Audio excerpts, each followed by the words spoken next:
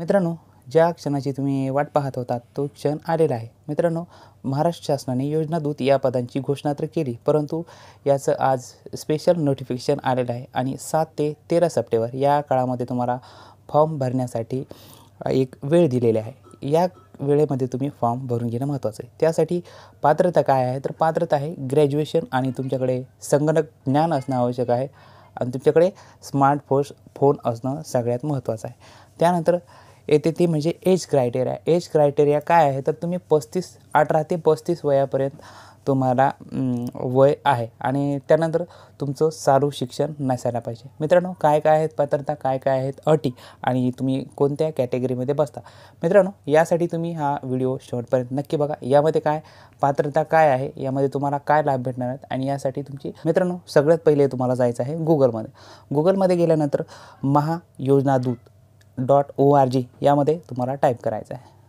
मित्रांनो, तुम्ही वेबसाईटवर गेल्यानंतर सगळी माहिती आहे ती माहिती इंग्रजीमध्ये येत असते. मित्रांनो, हे जर तुम्हाला सोपं करून घ्यायचं असेल तर या ठिकाणी बघा, उजव्या कोपऱ्यामध्ये वरती मराठी करून घ्यायची आहे.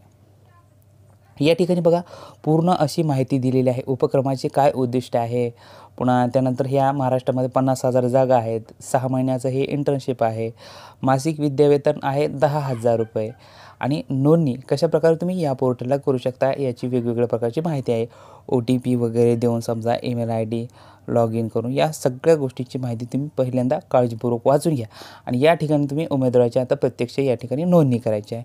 मित्रांनो, यासाठी आपण बघूया थोडक्यात पात्रता काय आहे. वयोमर्यादा या ठिकाणी 18 ते 35 आहे आणि शैक्षणिक अर्हता अशी आहे की तुम्ही कोणत्याही शाखेचा पदवीधर असणं सगळ्यात महत्त्वाचं आहे आणि उमेदवाराला संगणक ज्ञान असणं आवश्यक आहे. उमेदवाराकडे अद्ययावत मोबाईल असणे आवश्यक आहे.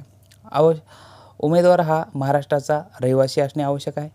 उमेदवारांचे आधार कार्ड असावे व त्याच्या नावाचे बँक खाते संलग्न असणं महत्त्वाचं आहे. मित्रांनो, एक लक्षात घ्या, या ठिकाणी बँकेला आधार संलग्न असणं सगळ्यात महत्त्वाचं आहे. कोणतीही DBT योजना असेल तर यासाठी तुम्हाला हे इम्पॉर्टंट आहे, कारण का तुम्हाला जो निधी आहे म्हणजे मानधन आहे ते मानधन या ठिकाणी DBTद्वारे पडणार आहे. मित्रांनो, या ठिकाणी बघा, अशा प्रकारची योजना दूतची जाहिरात आहे आणि या ठिकाणी बघा, नोंदणी कालावधी 7 ते 13 सप्टेंबर 2024 या दरम्यान केलेली आहे. मित्रांनो, आता आपल्याला काय करायचं आहे, या ठिकाणी नोंदणी करून घ्यायची आहे.